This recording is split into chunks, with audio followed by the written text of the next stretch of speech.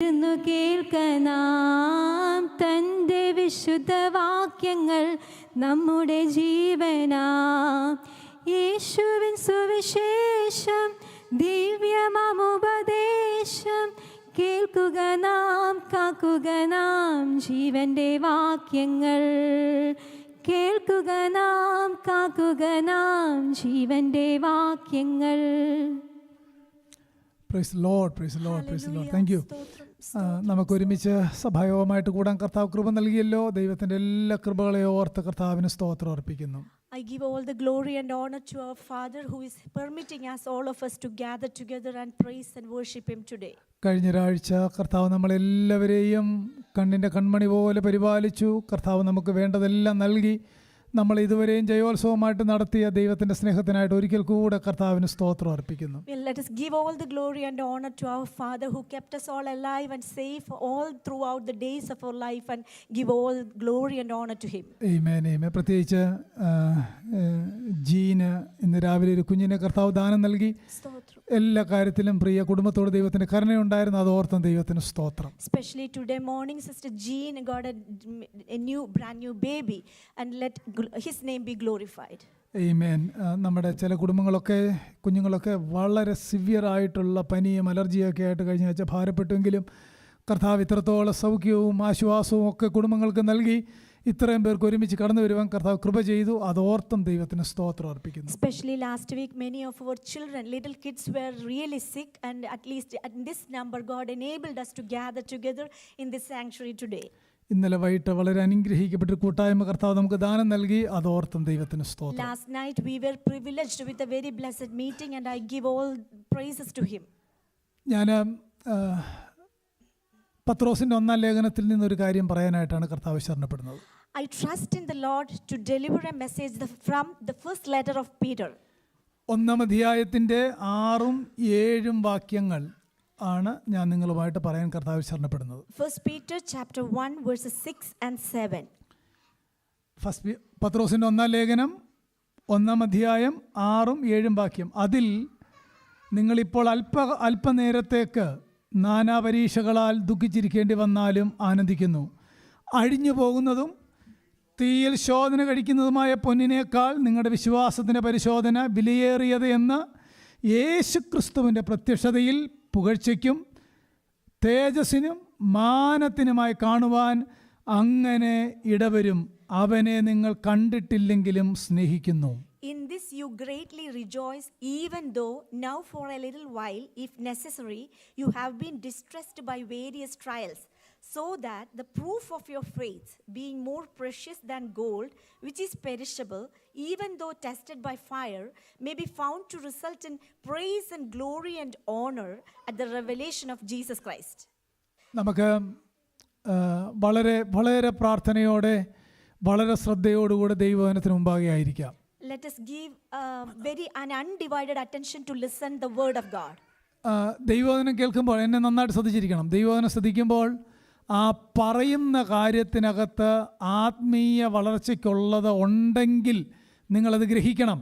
ആത്മീയ വളർച്ചയ്ക്കുണ്ടെങ്കിൽ അത് ആത്മീയ വളർച്ചയ്ക്ക് ഉള്ളത് അതിനകത്തുണ്ട് എന്ന് ഗ്രഹിക്കണമെങ്കിൽ തന്നെ നമുക്കൊരു തിരിച്ചറിവുണ്ടാകണം. അതാണ് അതിനകത്തെ കാര്യം. We need an understanding to know that there is something for my spiritual growth in each and every scripture which I am going to proclaim. അതുകൊണ്ട് വളരെ ശ്രദ്ധയോടെ ഞാൻ എപ്പോഴും പറയുന്ന പോലെ എല്ലാ വാക്കും പീറ്റർ എഴുതിയാലും ത്രിയേക ദൈവം കൺട്രോൾ ചെയ്ത് എഴുതിച്ചതാണ്. മനസ്സിലാക്കണം. All the scripture, though the author is Peter, still all these scripture are inspired by God. ഞാൻ പറഞ്ഞ പോലെ എന്ന് പറഞ്ഞേ എല്ലാ സ്ക്രിപ്ചറും ത്രിയേക ദൈവം പീറ്ററിന്റെ എല്ലാ വാക്കുകളെയും നിയന്ത്രിച്ച് എഴുതിച്ചതാണ്. Triune God who influenced Peter to write each and every letter of the scripture.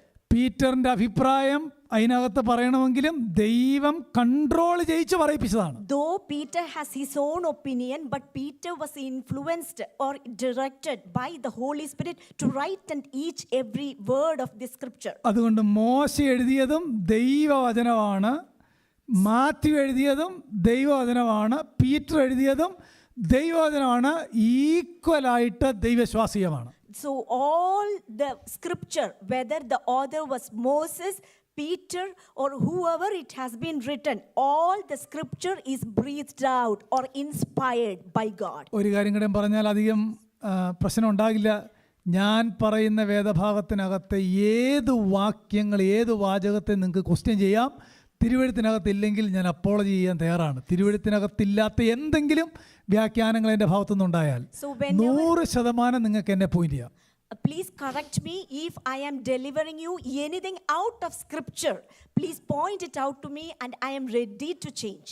Praise the Lord. അതുകൊണ്ട് വളരെ ശ്രദ്ധയോടെ ദൈവവചനം, നമ്മൾ വേറെ ഒരു മീഡിയം എന്നെ ശ്രദ്ധിച്ച് കേട്ടെ, നമ്മളെ ഭൂമി എല്ലാവരെയും ശ്രദ്ധിച്ച് കേട്ടണം. ഞാൻ കുറച്ച് പ്രാക്ടിക്കൽ കാര്യം പറയാൻ പോവാം. രക്ഷിക്കപ്പെട്ട എല്ലാവരെ പറ്റിയും ദൈവത്തിന് ഒറ്റ ഉദ്ദേശമുള്ളൂ, ഒറ്റ ഉദ്ദേശം. Those who are truly born again, God has only one purpose. കർത്താവ് നടന്ന പോലെ ഭൂമിയിൽ നടക്കണം. അതാണ് only one purpose. The only one purpose for a truly born again believer is the person needs to walk on this earth how Jesus Christ walked on this earth. യേശു എങ്ങനെയാണ് നടന്നതെന്നറിയാൻ gospels വായിച്ചു നോക്കിയാൽ മതി. How Jesus walked on this earth, please go through the gospels. എൻ്റെ ചിന്തയനുസരിച്ച് ഒരാൾ പ്രസംഗിക്കേണ്ട കാര്യമില്ല. Gospel വായിച്ചാൽ എല്ലാവർക്കും മനസ്സിലാവും. അത് ഹിസ്റ്റോറിക്കൽ ഡോക്യുമെന്റ് ആണ്.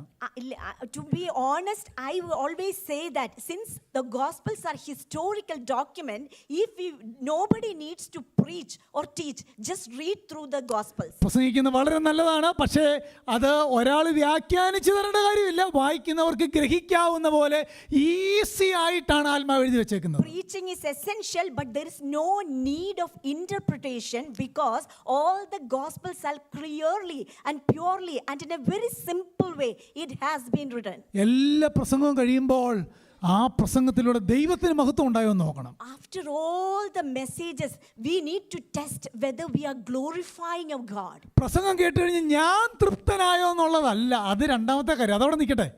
After each messages, we do not think whether I am satisfied by delivering the message. ആരാധന കഴിയുമ്പോൾ ഞാനോ ഇറ്റ് വാസ് സോ ഗുഡ്, ഭയങ്കര ഹാപ്പി ആയിരുന്നു, അതിനകത്ത് ഒരു കാര്യമില്ല.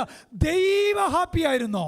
After each and every praise and worship, we need to examine ourselves whether I am happy. No, we need to think whether God is happy with that worship. ഞാൻ ഫീലിംഗിൽ satisfied ആണ്, അതൊന്നും അല്ല നോക്കുന്നത്. ഞാൻ പാടിയപ്പോൾ, ഞാൻ പ്രാർത്ഥിച്ചപ്പോൾ, ഞാൻ ദൈവവചനം പറഞ്ഞപ്പോൾ എൻ്റെ കർത്താവിനത് പ്രസാദമായിരുന്നു എന്ന് ആ ബോധ്യം ഇല്ലെങ്കിൽ നമ്മൾ വരുന്നത് വേസ്റ്റാണ്. When whatever we are doing to honor the Christ, we need to examine ourselves whether it pleased our Lord or not. If it didn't please him, then everything is a waste of time. Praise the Lord. അതുകൊണ്ട് വചന ശുശ്രൂഷ കേൾക്കുമ്പോഴും ഞാൻ എപ്പോഴും ഞാൻ പണ്ടൊക്കെ പ്രസംഗിക്കാൻ നേരത്ത് പറയുമായിരുന്നു, ഞാൻ ദൈവവചനം പ്രസംഗിക്കുമ്പോൾ എൻ്റെ ഒന്നാമത്തെ ഓഡിയൻസ് ആയിട്ട് ഞാൻ കണക്കാക്കുന്നത് ഒന്നാമത്തെ സീറ്റിൽ യേശു അവിടെ ഇരിപ്പുണ്ടെന്നാണ് എൻ്റെ ബോധ്യം. അതുകൊണ്ടാണ് ഒരു വാക്ക് പോലും ഞാൻ വചനം പറയുകയില്ല വചനത്തിനകത്തുനിന്ന്. ഒരു സെൻറ്റൻസ് പോലും തിരുവെഴുത്തിനകത്ത് ചേരാത്തത് പുൾപിറ്റിൽ നിന്ന് ഞാൻ പറയില്ല. I will not deceive myself because I am always considering, whenever I am delivering a message, I am considering in the first seat Jesus Christ is sitting and watching and listening me. That's why I will not deceive you by any of the interpretations. പാട്ട് പാടുമ്പോൾ ഓർത്തോണം, കർത്താവ് അവിടെ ഇത് കണ്ടുകൊണ്ട് നിൽക്കുകയാണ്.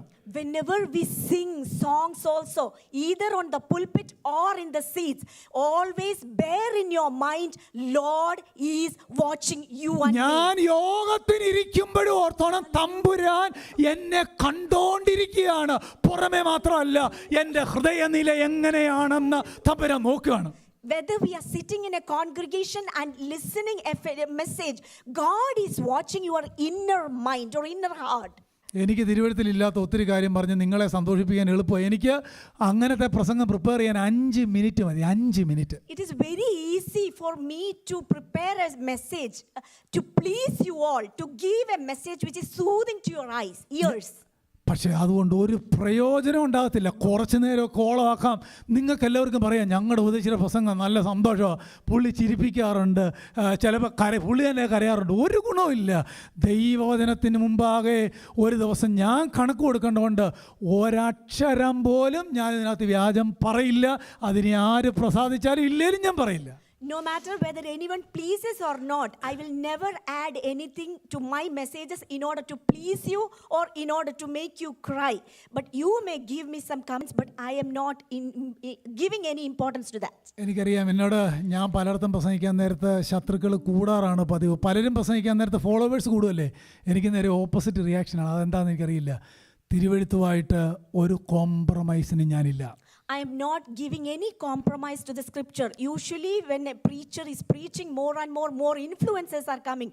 But for me, more and more enemies are rising up.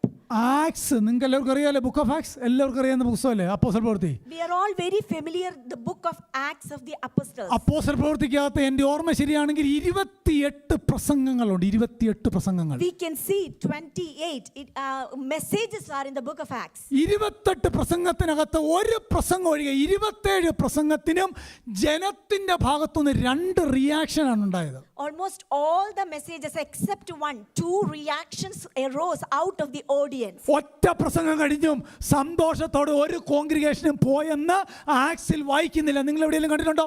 Oh, none of those messages people were happy after listening those messages. ഒന്നെങ്കിൽ അവർ പ്രസംഗിച്ചപ്പോൾ കേൾവിക്കാർക്ക് മാനസാന്തരം ഉണ്ടായി കുത്തുകൊണ്ടു.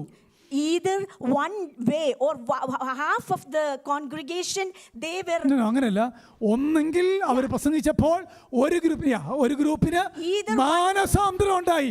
അവർ ആ സന്ദേശത്തിന്റെ മുന്നിൽ അഡ്മിറ്റ് ചെയ്തു, അവരെ തന്നെ സറണ്ടർ ചെയ്തു. Either one group got converted or surrendered to the message of God. ഒരു ഗ്രൂപ്പ് റെബല്യസ് ആയി. Or the other group they got rebellious after they hear the sermon. എല്ലാ പ്രസംഗത്തിനകത്തും ഇതാണ് ഉണ്ടായിരിക്കുന്നത്. ഒന്നെങ്കിൽ ദൈവവചനത്തെ എങ്ങനെയാണ് സത്യസന്ധമായ വചന ശുശ്രൂഷയെന്ന് എങ്ങനെ ഓഡിയൻസിന് ഗ്രഹിക്കാന്നറിയാവോ? ഒന്നെങ്കിൽ ജനത്തിന് രൂപാന്തരം വരണം, അല്ലെങ്കിൽ ജന റെബലിയസ് ആകണം. ഈ 2 റിസൾട്ട് വചന ശുശ്രൂഷയിൽ ഉണ്ടാകുന്നില്ലെങ്കിൽ ഓർത്തോണം, ആ പ്രസംഗകൻ അതിനകത്ത് മായം കലർത്തി. If there is a message is being preached and if there is no conversion or rebelliousness, if it is not that results, then we need to understand that preacher actually infiltrated that message. Rebellious എപ്പോഴാണ് ഉണ്ടായെന്നറിയാവോ? കേട്ടത് അനുസരിക്കാൻ മനസ്സില്ലാതെ വന്നപ്പോഴാണ് എതിർത്തത്. Do you know how a disobedient, a rebellious group arose? Because they were not ready to obey. നമുക്ക് തീരുമാനിക്കാം ഏത് ഗ്രൂപ്പിലാകണമെന്ന്. We can decide in which part or which. ഇവിടെ കേൾക്കുന്ന ദൈവവചനം മായമില്ലാത്ത, ആഡ് ചെയ്യാത്ത, ഒരു വ്യാഖ്യാനത്തിൽ ഒന്നും ആഡ് ചെയ്യാത്ത സന്ദേശത്തോട് ഒന്നെങ്കിൽ നിങ്ങൾക്ക് റിസീവ് ചെയ്യാം, അല്ലെങ്കിൽ അതിനെ റിജക്റ്റ് ചെയ്യാം. ഈതർ വണ്ണേ പറ്റുള്ളൂ. We can decide whether we need to accept or reject the word which we are hearing. Praise the Lord. Hallelujah. കണ്ണ് തുറന്ന് ആത്മീയ വളർച്ചയ്ക്ക് ദൈവം നൽകിയേക്കുന്ന എൻ്റെ ഇമോഷൻ ഫുൾഫിൽ ചെയ്യാൻ തന്നതല്ല ബൈബിൾ, ഓർത്തോണം. It is the scripture is not provided to uplift our emotions. ഞാൻ ആ ഇമോഷനെ manipulate ചെയ്യത്തുമില്ല. I'm not going to manipulate the emotion of the congregation. ഞാൻ എൻ്റെ പ്രസംഗത്തിൽ ആപ്ലിക്കേഷൻ കൂടുതൽ ചെയ്യാത്ത എന്തുകൊണ്ടാണെന്നറിയാവോ? ഹോളി സ്പിരിറ്റ് ആപ്ലിക്കേഷൻ ചെയ്യാനാണ് ഞാൻ പ്രാർത്ഥിച്ചിട്ട് വരുന്നത്. Do you know why I am not giving any applications to my messages? Because ഞാൻ വാക്യങ്ങളുടെ അർത്ഥം പറഞ്ഞു തരുമ്പോൾ എൻ്റെ പ്രാർത്ഥനാ മുറിയിൽ ഞാൻ രാവിലെ പ്രാർത്ഥിച്ചിട്ട് വരുന്നത്, ദൈവമേ ആത്മാവ് അവരുടെ ഹൃദയത്തിൽ അത് അപ്ലൈ ചെയ്യണമേ, ആത്മാവ് അവർക്കത് ബോധ്യം കൊടുക്കണമേ, ആത്മാവ് അവരിൽ രൂപാന്തരം വരുത്തണമേ. അതല്ലാതെ ഒരു പ്രാർത്ഥനയും എനിക്ക് വചന ശുശ്രൂഷയ്ക്ക് മുമ്പില്ല. Before any preaching of the sermon, my prayer is let the Holy Spirit give them the guidance after hearing the sermon. Praise the Lord. Hallelujah. വായിച്ച വാക്യത്തിന്റെ വിശദീകരണത്തിലേക്ക് പോകാൻ പോവുകയാണ്. First Peter, let us go back to the scripture which we read. കഴിഞ്ഞ ആഴ്ച നമ്മൾ ഇയ്യോബിന്റെ കഷ്ടതയുടെ 8 പാഠങ്ങൾ പഠിച്ചു. Last week we learned 8 lessons by the suffering of Job. ചുരുക്കം ആളുകൾ എന്നോട് വന്ന് പറഞ്ഞു, വളരെ ഷാർപ്പ് ദൂതായിരുന്നു, ദൈവാത്മാവ് ഇടപെട്ടു എന്ന് പറഞ്ഞു. A few people came and told me God directly intervened me and it was a sharp message. അത് പേഴ്സണലി എനിക്ക് വളരെ ഷാർപ്പായിരുന്നു, ദൈവം എന്നോട് വളരെ ഇടപെട്ടൊരു സന്ദേശമാണ്. It was personally a very sharp message and God was speaking directly to me. ഇയ്യോബിന്റെ പുസ്തകത്തെ ഞാനൊരു marginalise ചെയ്തിരിക്കുന്ന ഒരു ബുക്കായിരുന്നു. I was marginalized the book of Job for a while. പക്ഷേ ആ പുസ്തകം വായിച്ചപ്പോൾ, പരിശുദ്ധാത്മാവ് എഴുതി നൽകിയ പുസ്തകം വായിച്ചപ്പോൾ, ആ ഭക്തനെ ദൈവം നടത്തിയ വിധങ്ങളെ കുറിച്ച് വായിച്ചപ്പോൾ ദൈവത്തിൻ്റെ ആത്മാവ് എനിക്ക് വലിയ ബലം നൽകാനായിട്ടിടയായി. Holy Spirit provided me great strength after I understood the meaning of that book, really. Praise the Lord. എൻ്റെ ആടുകൾ എൻ്റെ ശബ്ദം കേൾക്കുന്നു എന്ന ബൈബിളിൽ വായിക്കുന്നല്ലേ. എൻ്റെ ആടുകൾ എന്ന് പറഞ്ഞാൽ ആടാര രക്ഷിക്കപ്പെട്ട വിശ്വാസി. എൻ്റെ ശബ്ദം എന്ന ദൈവവചനം. രക്ഷിക്കപ്പെട്ട വിശ്വാസി ദൈവവചനം കേൾക്കുന്നു. രക്ഷിക്കപ്പെടാത്തവർക്ക് വചന ശുശ്രൂഷ അറുമ്പോറാണ് സഭയിലാണേലും. Those who are truly born again, they are listening to the voice of their shepherd. Whoever belongs to that shepherd, they will listen to the voice of the shepherd. എങ്ങനെ ദൈവമക്കളെ തിരിച്ചറിയാം? How we can distinguish എൻ്റെ ആടുകൾ എൻ്റെ ശബ്ദം, my sheep will listen to the voice of mine. നിങ്ങൾ രക്ഷിക്കപ്പെട്ടവരോട് ചോദിച്ചാൽ മതി, ദൈവവചനം കേൾക്കാതിരുന്നാലുണ്ടല്ലോ അവരുടെ ഹൃദയം തകർന്നു പോകും. പാട്ട് അതിന് പകരമാകത്തില്ല, ആരാധന അതിന് പകരമാകത്തില്ല, ദൈവവചനത്തിന് പകരം മറ്റൊന്നുമില്ല. We cannot replace the word of God by anything else, not even songs or not even anything else. We cannot be replaced for our scripture.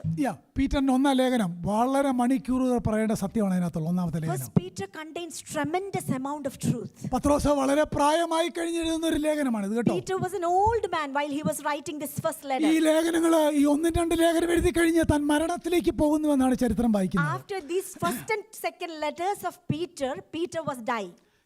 ആ ലേഖനത്തിനകത്ത് വേദനയിലൂടെ പോകുന്ന ദൈവസഭയ്ക്ക് അറിയിക്കുന്ന ദൂതാണ് ഒന്നാമത്തെ ലേഖനം. The first letter is those who are being persecuted, or those a group of people who are going through severe trials. He is addressing those group. നമുക്കെല്ലാവർക്കും അറിയാം, 1-ാം നൂറ്റാണ്ടിലെ സഭ അതികഠിനമായ വേദനയിലൂടെ പോവായിരുന്നു. The church in the first century, we all are aware that they went through severe trials and persecution. എന്തായിരുന്നു വേദന? What was the trial? ഒരുവൻ ക്രിസ്ത്യാനിയായാൽ അവനെ കൊല്ലണം.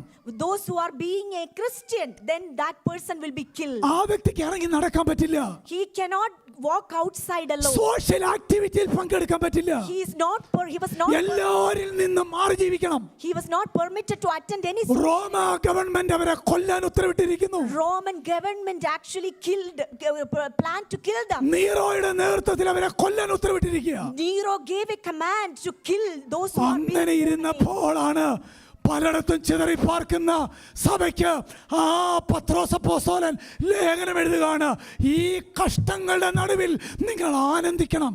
At that time, to that group which was scattered and they were undergoing through severe trial, Peter was addressing and giving them a living hope. Praise the Lord. Hallelujah. നമുക്കതൊന്നും പറഞ്ഞാൽ മനസ്സിലാകില്ല. ഈ രാജ്യത്ത് ഒരു government നമുക്കെതിരല്ല, പക്ഷേ north India ചെന്ന് മോദി എന്നും RSS എന്നൊക്കെ പറഞ്ഞാൽ പേടിയാ അല്ലേ? പ്രാർത്ഥിക്കും നമ്മൾ. We are not aware of this persecution or trials of being a true Christian. But if we go at the same time to North India, in certain places, if we want to proclaim the gospel or we even mention the name of Christ, it is difficult. അങ്ങനെങ്കിൽ 1-ാം നൂറ്റാണ്ടിലെ ആലോചിച്ച് നോക്കിയേ, ക്രിസ്ത്യാനിയെ കൊല്ലണം, ഒരു കേസുമില്ല. And in the first century, it is a command to kill those who are being converted to a Christian. ഒരു കേസും അവർക്കെതിരെയില്ല. There is no cases against them who killed the Christians. അങ്ങനെയുള്ള 100 കണക്കിന് സഭകൾ റോമ പട്ടണത്തിന്റെ ചുറ്റുമുണ്ട്. That type of churches were gathered around the city of Rome. അവർ വീടുകളുടെ അകത്താണ് യോഗം കൂടുന്നത്. They have house churches. അത് ഒത്തിരി ഹൈഡിങ് ആയിട്ടുള്ള സ്ഥലങ്ങളാണ്. They were hiding and they were hiding places ആണ്. hiding places. ഒരു 20-30 പേർക്ക് മാത്രമേ ഇരിക്കാൻ പറ്റുള്ളൂ. They were able to sit in a hiding place. അതിനോട് ചേർന്ന് സ്നാനക്കുളമുണ്ട്. And each houses are accompanied with എല്ലാ ചർച്ചുകളിലും കൂടുതൽ സ്ത്രീകളും കുഞ്ഞുങ്ങളുമാണ്. Most of the churches, majority were women and children. അങ്ങനെയുള്ള സഭകളോട് അപ്പോസ്തലൻ പറയുകയാണ്, വളരെ കഷ്ടത നിറഞ്ഞ ഒരു കാലഘട്ടത്തിലൂടെ നാം പോവുകയാണ്, ആരും പിന്തിരിഞ്ഞു പോകരുത്, ഈ കഷ്ടതയിൽ സന്തോഷിക്കണം. At that time, to that small congregation who were suffering severe trials, Peter was addressing and encouraging them, do not be discouraged, we need to move on. ആ അർത്ഥത്തിലാണ് 5-ാമത്തെ വാക്യം പറഞ്ഞേക്കുന്നത്. 5-ാമത്തെ വാക്യം, that is the meaning which was provided in the verse 5. നിങ്ങൾ അതിൻ്റെ 4-5 ഒക്കെ ഞാൻ മറ്റൊരു സന്ദേശത്തിൽ വിശദമായിട്ട് പ്രസംഗിക്കാം. 4-5 നിങ്ങൾ ചുമ്മാ നോക്കിയേ. verses. ഏത് നേരത്തിലും മരണം വന്ന് കണ്ടുമുട്ടാമെന്ന് നിൽക്കുന്ന ആ വിശ്വാസികളോട് പറയുകയാണ്, നിങ്ങളുടെ പ്രതിഫലം എവിടാണ്? സ്വർഗ്ഗത്തിൽ. എല്ലാവരും ഇത് കണ്ണു തുറന്ന് കേട്ടെ, ചെവി തുറന്ന് കേട്ടെ. The people are അല്ലാതെ അടുത്ത നിമിഷം വിടുതലാന്നല്ല പ്രസംഗിച്ചത്, മനസ്സിലാവുന്നോ? ഞാൻ ട്രൂത്താ പ്രസംഗിക്കുന്നേ. those who are scattered and those who are there, they are expecting an impending death.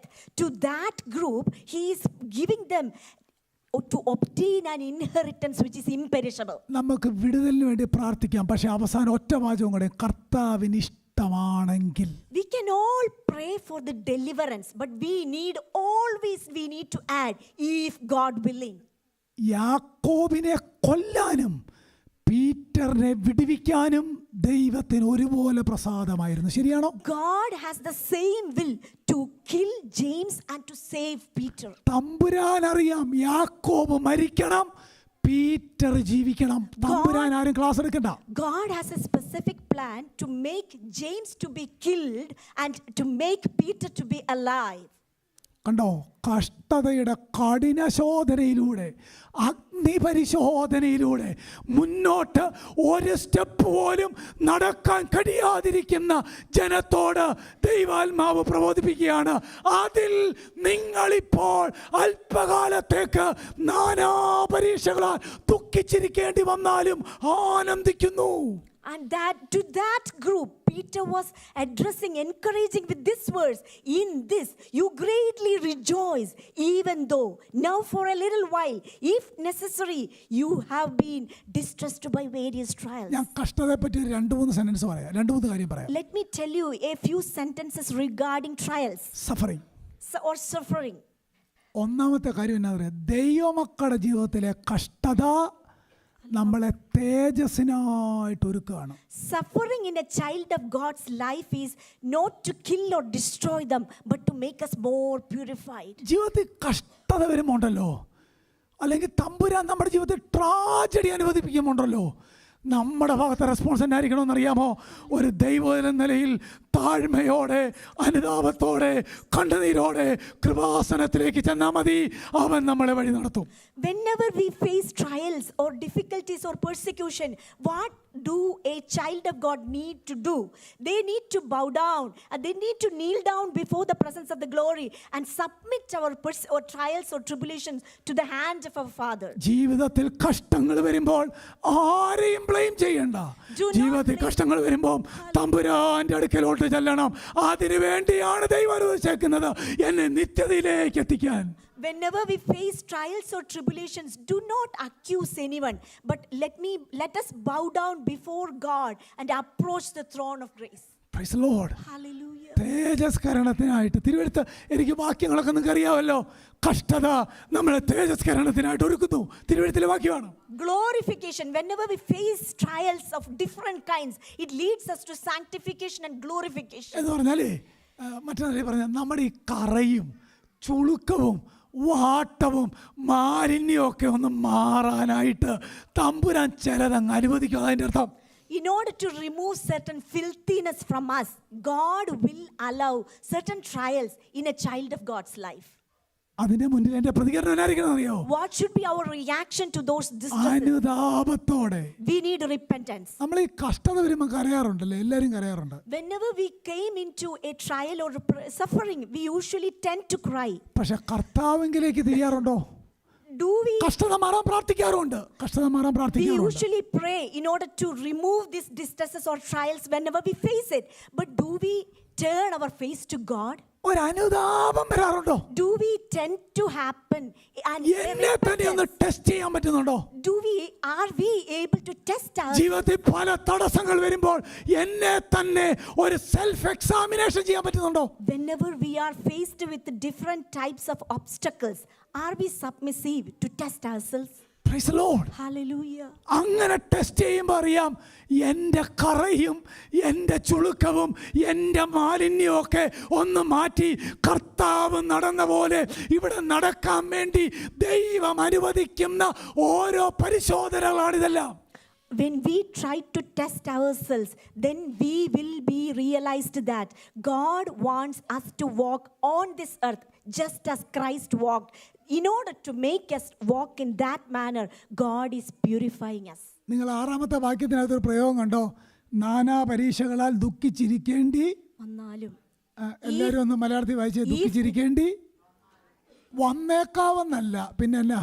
if necessary. എന്ന് പറഞ്ഞാൽ എൻ്റെ അർത്ഥം എന്നാ? കഷ്ടത വന്നേക്കാം എന്നല്ല, കഷ്ടത ഉണ്ട് എന്നാണ് എൻ്റെ അർത്ഥം. It doesn't mean that there is no distresses or there are no trials, but it is mentioned that whenever you face trials, it is there. നമ്മളെല്ലാവരും പ്രാർത്ഥിക്കുന്നത് കഷ്ടതയൊന്നും വരില്ല എന്നാണ്, ഞാൻ ഉൾപ്പെടെയുള്ളവർ. Even I myself pray, please don't allow any trials or sufferings in my life. പക്ഷെ തിരുവെടുത്ത് പറയുന്നുണ്ടോ? വന്നാലും. But scripture is clearly mentioning, if necessary. കർത്താവിന് അറിയാൻ വരണോ വേണ്ടോ എന്നുള്ള കാര്യം. God is the ultimate authority whether it needs to be done or not. എല്ലാം മടുത്ത് കിടന്ന ഏലിയാവിനോട് ദൈവത്തിന്റെ ദൂതൻ പറയുന്നുണ്ട്, നിനക്ക് ദീർഘദൂരം യാത്ര ചെയ്യാനുണ്ട്. When Elijah was distressed by a word, Elijah was being foretold by God, encouraged by God, you have miles to go. പ്രിയപ്പെട്ടവരെ, നമുക്കെല്ലാം ഒരു ദീർഘദൂര യാത്രയുണ്ട്. ആ യാത്ര അങ്ങ് വരെ ചെല്ലാൻ ചിലത് വന്നാലേ പറ്റുള്ളൂ. We all have miles to go before we sleep. That there are certain trials and persecutions needed in order to complete this race. പോളിനോട് ദൈവത്തിന്റെ ആത്മാവ് പറഞ്ഞു, നീ നിഗളിച്ച് പോകാതെ ഇരിക്കേണ്ടതിന്. Hallelujah. Paul was addressed by God that in order not to be proud about your talents or വെളിപ്പാടിന്റെ ആധിക്യം നിമിത്തം, the extra evidence of revelations, you should not be proud. അതിന്റെ അർത്ഥം എന്നാ? അത്രയും ഗ്രേറ്റ് അപ്പോസ്തലനും പ്രൈഡ് വരാം. What is the meaning? Paul was such a great apostle. Still, due to the mysteries which is being revealed, he may become proud. പോളിന് തന്റെ വെളിപ്പാടിനെ പറ്റി pride വരാം. Maybe he will be proud about his revelation. ഒരുപക്ഷെ നമുക്ക് നമ്മുടെ മക്കളെ പറ്റി pride ഉണ്ടാകാം. Maybe we all tend to be proud about our നമുക്ക് നമ്മുടെ children. എഡ്യൂക്കേഷനെ പറ്റി പ്രൈഡ് വരാം. Maybe we will be proud about our നമ്മുടെ education. റീസണിങ്ങിനെ പറ്റി പ്രൗഡ് ഉണ്ടാകാം. Maybe we tend to have being pride about our own education. അത് നമ്മുടെ reasoning, നമ്മുടെ Our കഴിവ്, നമ്മുടെ reasoning capacity. or logical reasoning or പക്ഷെ കർത്താവിന് മനസ്സിലായി അതുകൊണ്ടൊന്നും അങ്ങ് വരെ ചെല്ലുകയില്ല. അതിനെ വഴി വെച്ച് ഉടയ്ക്കേണ്ടതിന് ദൈവം ചിലത് ചെയ്യുന്നു, അത്രേ ഉള്ളൂ. But God knows that these things are not able to make that person to finish that race. That's the reason God is removing on our journey those things which are displeasing to God. ഏലിയാവിനോട് പറഞ്ഞ പോലെ നിനക്ക് ദീർഘദൂര യാത്രയുണ്ട്. As Elijah was commanded, നീ എഴുന്നേൽക്കണം, ഈ അപ്പം കഴിക്കണം, നിനക്ക് ദൂര യാത്രയുണ്ട്. ആ സന്ദേശമാണ് ദൈവത്തിന് എന്നോട് നിങ്ങളോട് പറയാനായിട്ടുള്ളത്. the same message God today speaks to you and I. You have miles to go before you sleep. ഒരു പ്രായമുള്ള ഒരു കർത്താവിന്റെ ദാസന്റെ ഒരു പ്രാർത്ഥനാ വാചകം ഞാൻ വളരെ ഭയത്തോടെ പറയാം. Let me tell you a word of prayer one man of God recited. Let me tell it with a fear of mind. നമ്മളെല്ലാവരും പ്രാർത്ഥിക്കാറുണ്ട്, ദൈവമേ ഇന്ന് പകൽ എന്നെ എല്ലാ കഷ്ടതയിൽ നിന്നും വിടുവിക്കണമേ, സൂക്ഷിക്കണമേ, അനർത്ഥങ്ങൾ ആപത്തുകൾ വരാതെ എന്നെ പരിപാലിക്കണമേ, നമ്മളെല്ലാവരും പ്രാർത്ഥിക്കാറുണ്ട്. We tend to pray, Father God, please provide and protect us from all the accidents or any kinds of trials happen today. ഒരു പ്രായമുള്ള ഒരാൾ പ്രാർത്ഥിച്ചൊരു വാചകം ഇങ്ങനെയാണ്, കർത്താവേ ഇന്ന് പകൽ ഞാൻ യാത്ര ചെയ്യുമ്പോൾ അത് അനുകൂലമാണെങ്കിലും പ്രതികൂലമാണെങ്കിലും എനിക്ക് കൃപയിൽ തുടരാൻ കൃപ നൽകണമേ. One man of God prayed like this, whether today good or bad may happen, give me your amazing grace. എനിക്ക് കൃപയിൽ തുടരാൻ കൃപ നൽകണമേ. Let me be given an ability to continue in your amazing grace. ഇവിടുത്തെ അടുത്ത പദം കണ്ടോ? നാനാ പരീക്ഷകളാൽ. ഒന്നും രണ്ടും ഒന്നുമല്ല, നാനാ പരീക്ഷകളാൽ. The next phrase we saw here, various trials, not one or two. ഒന്നങ്ങോട്ട് മാറുമ്പോഴായിരിക്കും അടുത്തത്. When one was removed, the other one. എല്ലാം ഒന്ന് സെറ്റായി എന്ന് ചിന്തിക്കുമ്പോഴായിരിക്കും അടുത്തത്. When we think that almost everything is settled, at that time we will be distressed by another trial. എല്ലാം comfortable ആക്കി പിള്ളേരെ കെട്ടിച്ചു വിട്ട് കാര്യങ്ങളൊക്കെ സെറ്റിലായി എന്ന് കേൾക്കുമ്പോഴായിരിക്കും അടുത്തത്. Whenever we think that life is getting settled, at that time we will hear another trial. Praise the Lord. Hallelujah. ജീവിതത്തിൽ കഷ്ടതയും പ്രയാസമൊന്നും ഇല്ലെങ്കിൽ യഹോവ നല്ലവനെന്ന് എങ്ങനെ രുചിച്ചറിയും? If we lack various trials or suffering, how can we taste that the Lord is good? Praise the Lord. Amen. യഹോവ നല്ലവനെന്ന് വായിച്ചറിയോന്നല്ല. എന്താ വാക്യം? It is not written that very personal ആണല്ലേ. just read and know Lord is good. No, you have to taste and know that the Lord is good. It's a very personal command. പരിശോധന ഉണ്ട്. തിരുവെടുത്ത് പറഞ്ഞേക്കുക. There are trials. അതെങ്ങനെയൊക്കെയാണെന്ന് അറിയത്തില്ല. We don't know how it come. അത് ഒന്നും രണ്ടൊന്നും അല്ല. And it is not one or two. വിവിധമായ Various trials. Praise the Lord. Hallelujah. ഞാൻ കഴിഞ്ഞ ആഴ്ച ഓർപ്പിച്ചൊരു വാക്യം ഉണ്ട്. ആ വാക്യമാണ് ഞാൻ ഈ സന്ദേശത്തിലേക്ക് ഇന്ന് വരാൻ കാര്യം. 119 സങ്കീർത്തനത്തിന്റെ 67 വാക്യം. 119:67. Last week I mentioned one verse, Psalm 119:67. ഞാൻ കഷ്ടതയിലായത് ഗുണമായി, ഞാൻ നിന്റെ വചനത്തിലേക്ക് മടങ്ങി വന്നു. ആരെങ്കിലും ഓഡിയൻസിന്റെ ഭാഗത്ത് നിന്ന് വായിച്ചേ.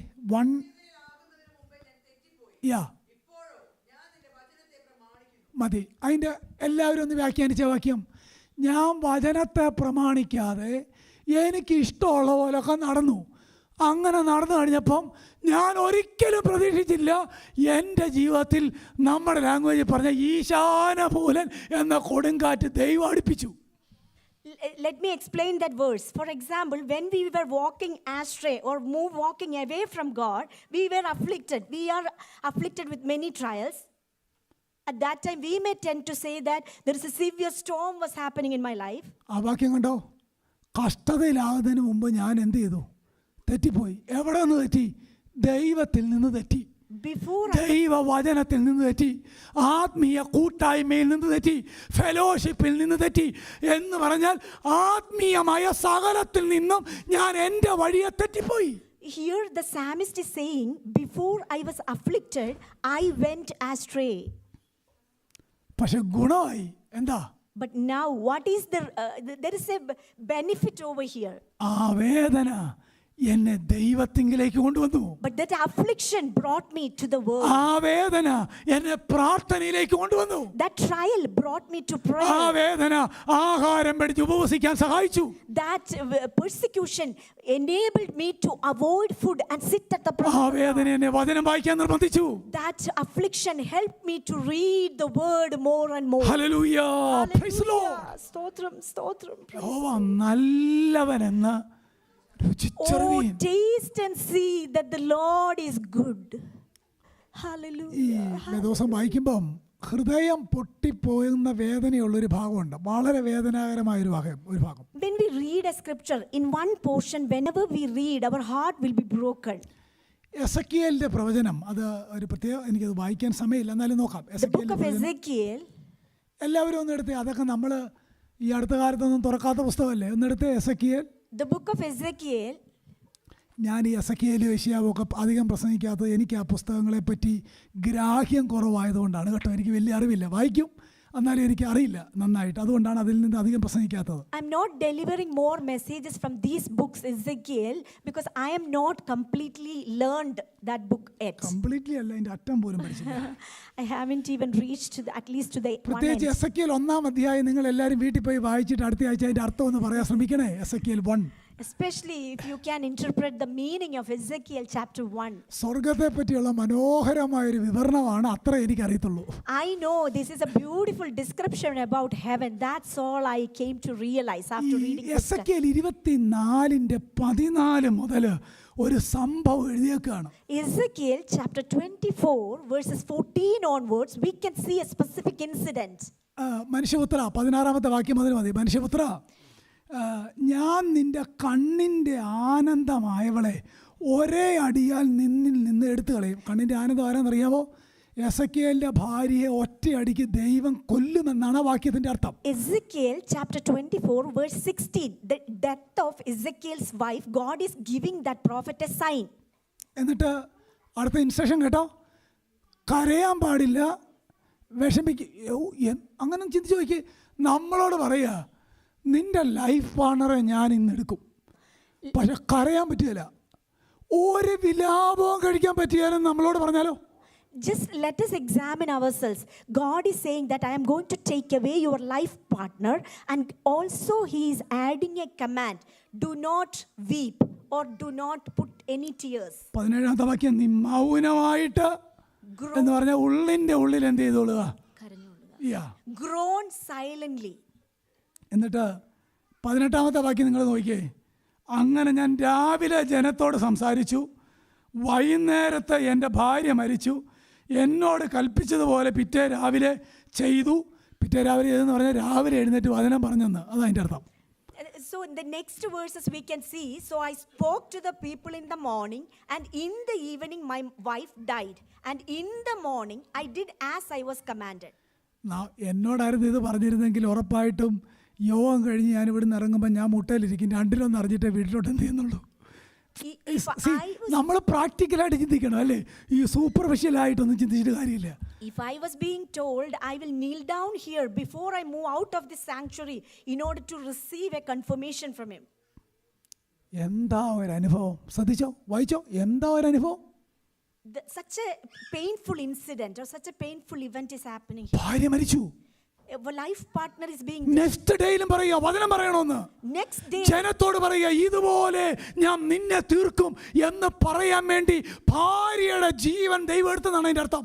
താട്ട് വായിച്ചു നോക്കണം. Ezekiel was commanded to proclaim this truth to the people. A wife was dead, but I am not able to cry. This is how I am going to take away the life from you. Ezekiel 24 വീട്ടിൽ പോയി വായിക്കുക. എന്നെ നോക്കി. Read the rest of the portion after you reach home and listen here. എന്താ കഷ്ടതയെന്ന് കണ്ടോ. We can see a small picture of suffering here. ആ ഭക്തന് ഒരു പരാതിയില്ല. There is no complaint for that Ezekiel. ഹൃദയം നീറി വിങ്ങുമ്പോഴും ആ മനുഷ്യൻ്റെ അകത്തൊരു ബലം ഉണ്ടായിരുന്നു, തമ്പുരാന് വേണ്ടിയാണ് ഞാൻ നിൽക്കുന്നത്. Even though he was so much distressed inside his mind, still he was having an assurance, I am standing for the truth. ആത്മീയന് കഷ്ടത വരുമ്പോഴോ അവനറിയാം തമ്പുരാൻ അറിയാതെ മുടി പോലും പൊഴിഞ്ഞു പോകുന്നില്ല. When a man, a child of God, whenever he or she faced any kind of trials, he or she will be assured, I am a child of God, and without his permission nothing will happen to me. നാളെ പറ്റി എനിക്ക് ഒരു ഭയമില്ല, നാളെ പറ്റി എനിക്ക് അറിയാൻ വേണ്ട, ഞാൻ എൻ്റെ തമ്പുരാന്റെ കരത്തിൽ സുരക്ഷിതനാണ്, അതാണ് എൻ്റെ ബലം. I'm not too sure about my tomorrow, and I do not want to know what is my tomorrow, because my future is held in his hand firmly. Praise the Lord. Hallelujah. പരിശോധനയുണ്ട്. So the meaning is there are trials or persecution. രണ്ട്, പരിശോധന വ്യത്യസ്തമാണ്. The second thing, suffering is individual or it is very different. എന്ന് പറഞ്ഞാൽ ഇത്രേ ഉള്ളൂ, എന്നെ എങ്ങനെ പിടിക്കണമെന്ന് ആർക്കറിയാം? കർത്താവിനറിയാം. Sufferings are very different to person. God knows how I should be caught. എന്നെ എങ്ങനെ ക്രിസ്ത്യാനിയായിട്ട് നടത്തണം എന്ന് തമ്പുരാൻ അറിയാം. God knows how he can make my race to be fulfilled. Praise the Lord. Hallelujah. നിങ്ങളെ എങ്ങനെ പിടിക്കണമെന്നും കർത്താവിനറിയാം. Each of us how we need to be purified. Jesus Christ knows very well. ഏലിയാവിനെ എങ്ങനെ ഓടിക്കണം ദൈവത്തിനറിയാം. God was very determined how to prepare Elijah for a long run. പഴയ നിയമത്തിലെ ഒരു രാജാവ് പറഞ്ഞ പോലെ സഹായിപ്പാൻ നീ അല്ലാതെ ആരുമില്ല എന്നൊരു രാജാവിനെ കൊണ്ട് പറയിപ്പിക്കാനും ദൈവത്തിനറിയാം. Even a king in the Old Testament, we can see he was saying that for my help there are none but you. God knows how to make a king to proclaim in that way. Praise the Lord. Hallelujah. നാനാ പരീക്ഷകളാൽ, Various trials. അതുകൊണ്ട് ആ ഭക്തൻ പ്രാർത്ഥിച്ച പോലെ പ്രാർത്ഥിക്കാം. ഓരോന്ന് വരുമ്പം അതിലൂടെ പോകാനുള്ള കൃപ എൻ്റെ മേൽ പകരണമേ. രോഗം വരുമ്പോൾ കൃപ നൽകണമേ, പ്രയാസം വരുമ്പോൾ കൃപ നൽകണമേ. നിനക്ക് യാക്കോബിനെ കൊല്ലാനും നിനക്ക് പീറ്ററിനെ വിടിപ്പാനും അവിടുത്തേക്ക് ഇഷ്ടം, അതാണ് അതിൻ്റെ ഇഷ്ടം. We all need, whenever we distressed by various trials, we need to submit and surrender to God and to make his will to be happen in our life. ഞാൻ ഒരിക്കൽ പറഞ്ഞിട്ടുള്ളൊരു വാക്യമാണ്, പത്രോസിൻ്റെ 1 ലേഖനം 4 അധ്യായത്തിനകത്തൊരു വാക്യമുണ്ട്, വിവിധമായ ദൈവകൃപ. 4:10 വിവിധമായ ദൈവകൃപ. അതായത് 1:6 നാനാ പരീക്ഷ, 4:10 വിവിധമായ ദൈവകൃപ. ഇത് രണ്ടുകൂടെ ചേർത്താൽ എങ്ങനെ ഇരിക്കും? നാനാ പരീക്ഷകൾ ജീവിതത്തിൽ ഒന്നിന് പുറകെ ഒന്നായി വന്നുകൊണ്ടിരിക്കുമ്പം ഒരു ദൈവത്തിനെ സംബന്ധിച്ചിടത്തോളം അതിനകത്തൂടെ നടന്ന് കർത്താവിൻ്റെ അടുക്കലെത്താൻ വിവിധമായ ദൈവകൃപ. We can see here 1 Peter chapter 1 verse 6, the people or the person was distressed by various trials. But same book chapter 4 verse 16, we can see that when he will provide manifold grace of God to walk through these various trials. സത്യത്തിൽ ഞാൻ ഈ സന്ദേശം prepare ചെയ്ത് ഒത്തിരി വർഷങ്ങൾക്ക് മുമ്പ് ചെയ്ത കാര്യമാണ്. I prepared this sermon way back in the days. ഞാനതിങ്ങനെ എഴുതിയപ്പോൾ ഒരു സെൻറ്റൻസ് എൻ്റെ ഡയറിയിൽ എഴുതി വെച്ചു, ഇത് പറയുമ്പോൾ ആസ്വദിച്ചുകൊണ്ട് പറയണം, ഇത് കേൾക്കുമ്പോൾ ആസ്വദിച്ചുകൊണ്ട് കേൾക്കണം. When I was preparing this message, I wrote it in my diary in this way. When I share this message, I need to enjoy to share or deliver this message, and also the congregation need to enjoy when they hear this message. പരിശോധനയുണ്ട്, പരിശോധന വ്യത്യസ്തമാണ്. പക്ഷേ പരീക്ഷകൾ നാനാ പരീക്ഷകളാണെങ്കിൽ കൃപ വിവിധമായ കൃപയാണ്. Trials are real, trials are different, and we will all be distressed by various trials. If trials are real, the grace of God is real, and the grace is manifold graces of God. പത്രോസിന്റെ ലേഖനത്തിൽ അത് 2-3 പദം കൂടെ നോക്കിയിട്ട് നിർത്താം, വളരെ കാര്യങ്ങൾ പറയാനായിട്ട്. Let us look a little more phrases in the book of Peter and let us conclude the message. അടുത്തൊരു പദം കണ്ടോ, ആനന്ദിക്കുന്നു എന്നാ വായിക്കുന്നല്ലേ, ആനന്ദിക്കുന്നു. And we can see that you will greatly rejoice. എങ്ങനെ ആനന്ദിക്കാൻ പറ്റും? How can we be joyful? നമുക്ക് ഇങ്ങനെ ആ ഒരു വാചകം ഇങ്ങനെ കൺക്ലൂഡ് ചെയ്യാം. Let us conclude. നാനാ പരീക്ഷകൾ വരുമ്പോൾ വിവിധമായ കൃപ തമ്പുരാൻ സപ്ലൈ ചെയ്യുന്നത് കൊണ്ട് ഞങ്ങൾ ആനന്ദിക്കുന്നു. Whenever we face with distressed by various trials, since our Father provides an amazing grace, that is a manifold grace of God, we are able to be joyful through the trials. ഒരു പക്ഷേ നമ്മളൊക്കെ ചിന്തിക്കും ഇതൊക്കെ നടക്കുമോ, ഉപദേശിയും ചിന്തിക്കും. We may think that whether all these things are possible, പക്ഷേ നടക്കണം. but it needs to happen. നടക്കാൻ കഴിയാത്ത ഒരു കാര്യവും കർത്താവ് എഴുതി തരത്തില്ല, അതാണ് എൻ്റെ അർത്ഥം. If anything is impossible, Jesus Christ will not tell us to follow. വളരെ കഷ്ടതയിലൂടെ ഒരു പ്യൂരിറ്റൻ, എൻ്റെ ഓർമ്മ ശരിയാണെങ്കിൽ ജോൺ ഓയൻ, ഒരു പ്യൂരിറ്റൻ, അന്നത്തെ റോമൻ കത്തോലിക്ക മതവുമായിട്ട് ദൈവവചനത്തിൻ്റെ കാര്യത്തിൽ ഏറ്റവും അധികം എതിർപ്പെട്ട ആ ഭക്തൻ്റെ 10 മക്കളാണ് മരിച്ചു പോയത്. 10 മക്കൾ. One Puritan who lost 10 of his children one day. എൻ്റെ ഓർമ്മയെന്നാണ് ഞാൻ പറയുന്നത്, എൻ്റെ വായനയുടെ ഓർമ്മയെന്നാണ് പറയുന്നത്. തെറ്റുണ്ടെങ്കിൽ ഞാൻ ഒന്നുകൂടെ നോക്കിയിട്ട് പറയാം. 10 മക്കൾ മരിച്ചു പോകുന്നു. He lost actually 10 children by the religiousness or by the godliness of him. പക്ഷേ ആ ഭക്തനും പറയുന്നത് നാനാ പരീക്ഷകളാൽ ദുഃഖിച്ചിരിക്കേണ്ടി വന്നാലും ആനന്ദിക്കുന്നു. But that man of God was written in this way, though I have been distressed by various trials, I greatly rejoice. ചില വിശുദ്ധന്മാർ ഒത്തിരി കഷ്ടതയിലൂടെ പോകുമ്പം ഞാൻ കണ്ടിട്ടുണ്ട് ചിരിച്ചുകൊണ്ട് വർത്താനം പറയുന്നത്. Many saints of God, when they went through different types of severe trials, they usually smile and talk. എനിക്കറിയാവുന്ന ഒരു പാസ്റ്ററും കുടുംബവും മെഡിസിൻ എടുക്കത്തില്ലാത്ത, ഞാൻ ഏറ്റവും അധികം ബഹുമാനിക്കുന്ന ഒരു പാസ്റ്ററും കുടുംബമുണ്ട്. I respect greatly one pastor and family. They don't use medicine. അവർ ഹൈലി എഡ്യൂക്കേറ്റഡ് കുടുംബമൊക്കെയാണ് കേട്ടോ. They were really highly educated family. ആ പാസ്റ്റർ മോനെ കഴിഞ്ഞിടയ്ക്ക് കോളേജിൽ പോയപ്പം പെട്ടെന്നൊരു തളർവാദം പോലെ ഒരു പാരലൈസ്ഡ് ആവുന്ന ഒരു അനുഭവം ഉണ്ടായി. One of the children of that family, he became paralyzed one fine morning. പെട്ടെന്ന് നടുവിൻ്റെ താഴോട്ട് തടന്നു പോന്നു. He became paralyzed from the half of his body. Just 21-22 years old. 21 or 22 years old. അദ്ദേഹത്തെ കോളേജിൽ നിന്ന് പെട്ടെന്ന് ഹോസ്പിറ്റലിൽ കൊണ്ടുപോകാൻ തീരുമാനിച്ചു. Hospital, while he was in college, this has happened, and college people were administering to take him to the hospital. അദ്ദേഹം പറഞ്ഞു, വേണ്ട, എന്നെ വീട്ടിൽ കൊണ്ടുപോയിട്ട് പപ്പ കൊണ്ടുപോകും എന്ന് പറഞ്ഞു ഹോസ്പിറ്റലിൽ. The child told the college people that do not take me to hospital, let me be taken to home, and papa will take me to the hospital. ആ സംഭവം പറയാൻ വേണ്ടി ആ പാസ്റ്റർ എന്നെ വിളിച്ചു. In order to tell that incident, pastor called me. വളരെ സന്തോഷത്തോടെ ചിരിച്ചുകൊണ്ടാണ് പറഞ്ഞു, ഇന്ന് ആ മോൻ ഒരു കുഴപ്പമില്ല, കൃപയാൽ, by God's grace. By God's grace, the child is alive and no problem for him. But that pastor called me to tell this incident. ഈ ക്രിസ്തീയ സഭയോട് പീറ്റർ പറയുക, നാനാ പരീക്ഷകളാൽ ദുഃഖിച്ചിരിക്കേണ്ടി വന്നാലും ഞങ്ങൾ എന്താ വാക്യം അല്ലേ? A group of scattered people, they were undergoing or distressed by various trials. They were told greatly rejoice. നമ്മൾ ഈ പുസ്തകത്തിന്റെ പുറത്തോടെ ഇതൊക്കെ വായിച്ചു വിടുന്നതുകൊണ്ട് ഇതൊന്നും ഗ്രഹിക്കത്തില്ല, അതാണ് കാര്യം. We are unable to understand deeply the meaning of these scriptures.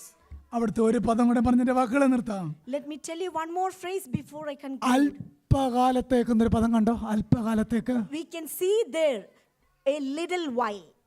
ഏതാ ഈ അല്പകാലം? What is the little while over ഇങ്ങനെ there? പറയാം, അല്പകാലത്തേക്കെന്ന് പറഞ്ഞാൽ കഷ്ടത ദൈവത്താൽ നിയന്ത്രിതമാണ്. There is a specific time period for each and every trials in our life. It is അല്പകാലത്തേക്കെന്ന് പറഞ്ഞാൽ ദൈവത്തിനറിയാം അതെപ്പോൾ തുടങ്ങണം, എപ്പം നിർത്തണം. നമ്മുടെ എല്ലാ സഫറിങ്ങും ദൈവത്താൽ നിയന്ത്രിതമാണ്. All of our sufferings or all of our trials, the timeline is in our Father. He knows when to begin and when to end. ഒരു ഭക്തൻ പറഞ്ഞ വാചകമാണ്, if God has control and ownership over us, he surely has control and ownership over our hardship. Amen. Hallelujah. Hallelujah. അല്പകാലത്തേക്ക് ആ പദങ്ങളെല്ലാം കൂടെ നോക്കിയേ. Little while. നാനാപരീക്ഷകളാൽ ദുഃഖിച്ചിരിക്കേണ്ടി വന്നാലും, Though we have been distressed by പരീക്ഷയുണ്ട്. various trials, there are trials. നാനാപരീക്ഷകളാണ്, Various trials. Multiple grace ആണ്. Amazing, manifold അതിൽ ഞങ്ങൾ grace. സന്തോഷിക്കുന്നു.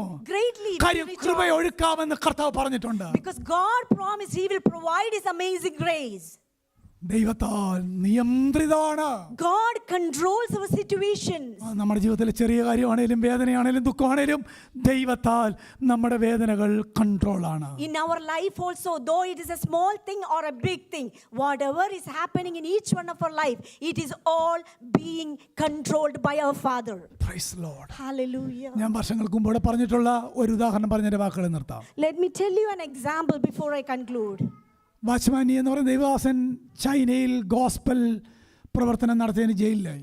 Watchman Nee was imprisoned because he spread the gospel in the land of China. അദ്ദേഹം പ്രിസണിൽ കിടക്കുമ്പോൾ ഒരിക്കലൊരു ഒരു ഒരു vision കണ്ടു. While he was in the prison in China, he had a vision. ആ വിഷനകത്ത് ഇതായിരുന്നു, ഒരു ശാന്തമായി കിടക്കുന്ന ഒരു ചെറിയ ഒരു കടല്. He was seeing a calm ocean. അതിനകത്ത് മനോഹരമായൊരു ബോട്ട് പോവുകയാണ്. And there in that ocean a small boat was riding. തൻ്റെ ആ സ്വപ്നത്തിൽ തന്നോടത് സംസാരിക്കുകയാണ്. ആ സ്വപ്നം, ഈ ബോട്ടാണ് നിന്റെ life. In that dream, Watchman Nee was told that this small lifeboat is your life. സ്മൂത്തായിട്ട് പോവായിരുന്നു. The sailing was very smooth. കുറച്ച് ദൂരം കൂടി നിന്ന് കഴിഞ്ഞപ്പോൾ ഒരു വലിയ മഞ്ഞു മല. After a few miles, that boat was facing a big mountain of snow mountain. ഈ ബോട്ട് അതേ തട്ടി നിന്നു. This boat was stuck to the snow mountain and stopped there. എങ്ങോട്ടും പോകാൻ കഴിയുന്നില്ല. That boat was unable to move in any directions. വാച്ച്മാനിയോട് ആ സ്വപ്നത്തിൽ സംസാരിക്കുകയാണ്.